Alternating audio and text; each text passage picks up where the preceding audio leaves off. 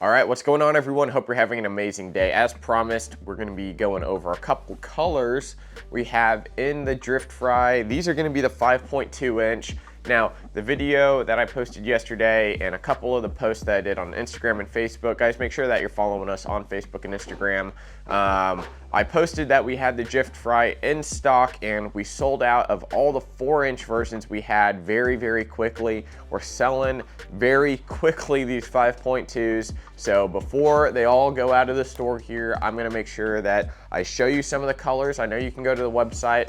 It's not gonna do it justice when you hold them up to the light. They all look just a little bit different, guys. So kicking it off, guys, number one, Spawn Wakasaki. This one is by far one of my favorite looking colors. You know, each pack is gonna be a pack of 5, which is really amazing. And let's hold it up to the camera here for y'all to see.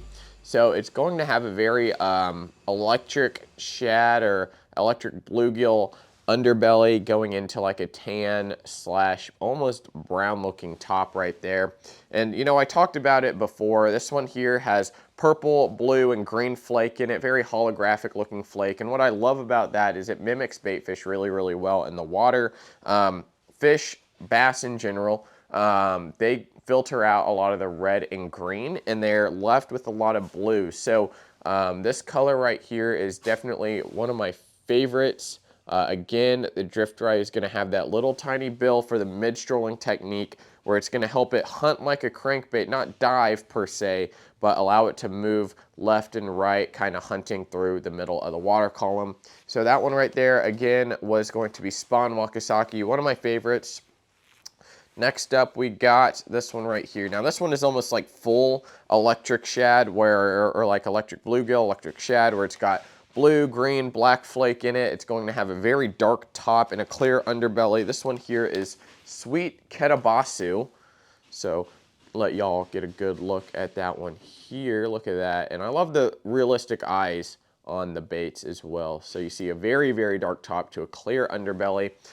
This one here is going to be, I think, a smallmouth killer. Just because of the clear underbelly, it's going to give the silhouette that it is a smaller profile bait, especially in that clear water. So as that light filters through it, it's almost got like a scupper nog hue on top there in that little darker purple region. Still a wonderful color. This is probably going to be at the top of my list if I'm targeting smallmouth and some deeper water. Next up is going to be a Sweet Wakasaki color. Now this one here is going to be a very iridescent pearl type violet color. So when you look at it, it is very similar to something like a Clearwater shad from 6th Sense in terms of when you hold it up to the light, it's almost translucent, transparent. It turns almost green in the light. And when you hold it in the shade, it looks very purple, looks very pink.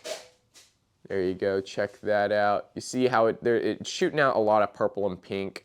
But actually when I hold, let me get my phone here. When I hold it up to the light, you're gonna see almost all disappears in there. Very transparent bait, which I really like baits like these, especially in just a little bit dirtier water. If there's a lot of shade, not a lot of sunlight going through this bait, it's gonna have a very good silhouette. Again, it's very purple, pink running down, and very light tones, almost like lavender tone.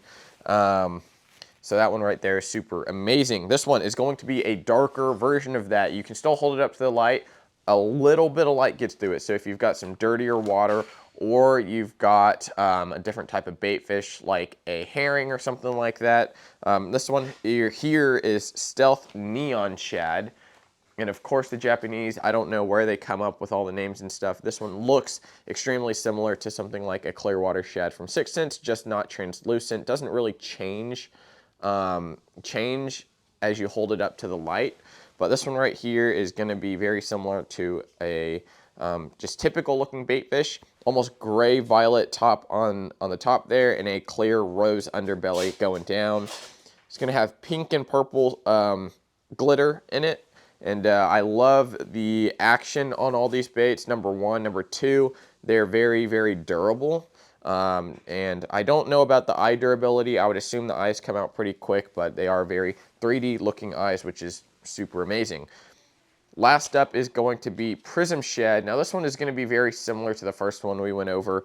I love this color. It's going to be like a sand, almost brown top on the back, going into a cloudier, not as transparent underbelly here. So it's going to be very, very neat in almost all water situations. And this one here, it's going to have a little green, a little blue, a little like prism, almost like an opal, a little bit of black glitter in there as well.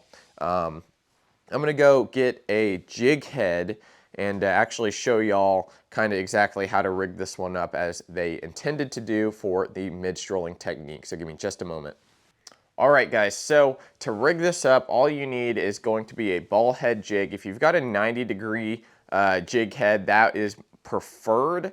If you use a loop knot, it adds a little extra movement to the bait as well. This one right here is actually used to be a shaky head. It's actually a 45-degree, but I'm going to use this hook here because I don't want to pull anything else out. So imagine this is going to be a 90-degree jig head, guys. This is like a 1/4 ounce. You can use lighter, you can use heavier. It really just depends where your fish are at and where you want to keep the bait in the water column. Now, very simply, guys, I'm going to start kind of at the nose of the bait right here. You see the bill looking lip here. I'm going to stick my hook point right above that. And then you really want to make sure that you get this going straight down the bait, as straight as you can. And make sure you have your mark on where to come out so you're not ripping up the bait a ton. So this is a longer shank hook. It's a little bit longer shank hook, mainly just because it was a shaky head, but right here, maybe even a little, could have put it just a little bit higher, but right here is going to be the ideal rigging situation for these baits. There you go. So normally, again, you're going to have a 90-degree line tie. However, for the purpose of this video, I just used a shaky head. So what you're going to be doing with the rod tip, guys, is I've actually got a little half rod right here, a little Wally Marshall speed shooter, it looks like. So what you're going to be doing with the bait here, you know, you tie it on, a loop knot's great. If you've got like a really small clip, you can do that as well. The Japanese really love a little bit lighter, shorter rods. Now, Koya, he was using a, I believe it was like a 6'6" or 6'8" rod, almost like a medium rod. It had a very good load to it. The way he was working the bait was almost down like this, and he was really enacting a lot of the action by kind of just pulling it barely and using the rod tip to barely just kind of make that bait stroll left and right. Now, a lot of the guys in the US here, especially the Canadians that are moping with the basically Demiki technique for their region,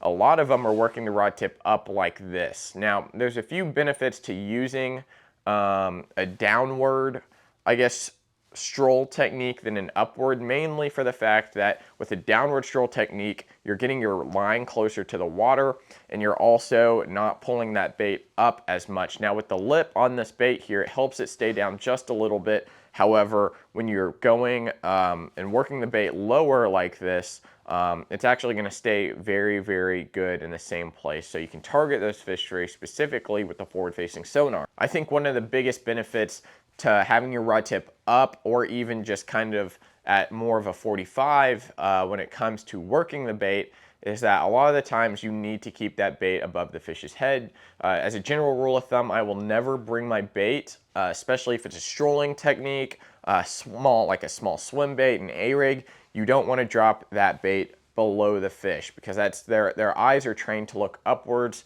So working it up like this will save you a little bit of hassle to keep that bait above that fish. You don't have to impart as much reeling on them, and a lot of the times you don't have to work as hard to do that. Now, one of the great things about having it down or working your bait down like this, how Koya was, is that when you get the fish to commit to your lure, you don't have to reel down and set the hook. You can immediately go and set the hook from the downward position, which is a huge benefit, saves a lot of time, and you get a much more consistent hookup ratio.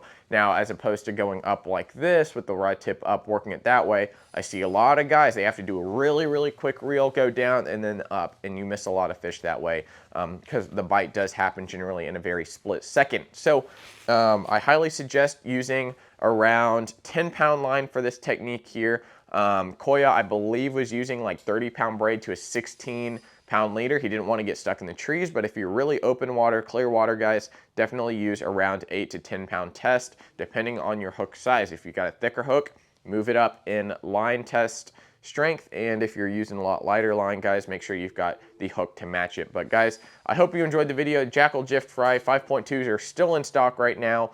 We do have a ton of them coming back in, restocks on the 4s, restocks on a bunch of 5s. So I hope you guys enjoyed it. Make sure to check out the Jackall Drift Fry online at lakeprotackle.com. Thanks for watching, guys.